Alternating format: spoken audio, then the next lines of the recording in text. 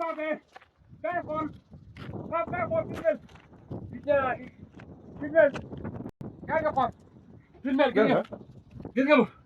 Pape kay wax Fala la.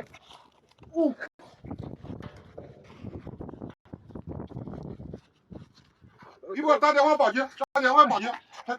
我们家打电话报警。开始讲不比，不能这都是你。 Pape Fala la. 白开始玩。 ay yow Pape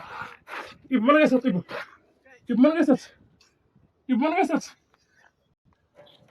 你过来几毛钱？ ya 发真厉害！ 发 ah 发嘞， oui ayo 发嘞。 ah 开始讲不比，都就把拍都是你。 ah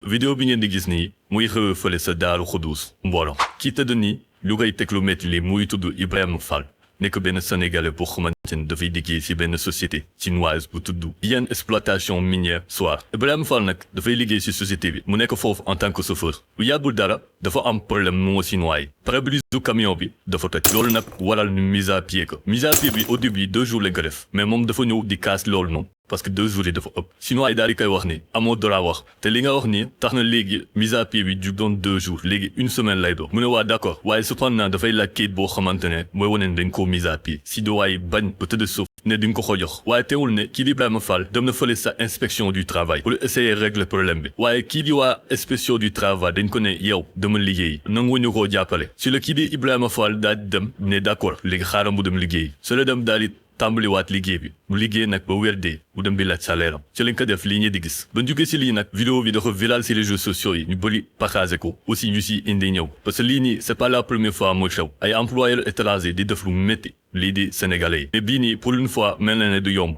parce que lii di gendarmerie jug na pour interpeller ñaari chinois yi ñu gis si biir vidéo bi mais dem seetaan lool. ah na sant yàlla baax.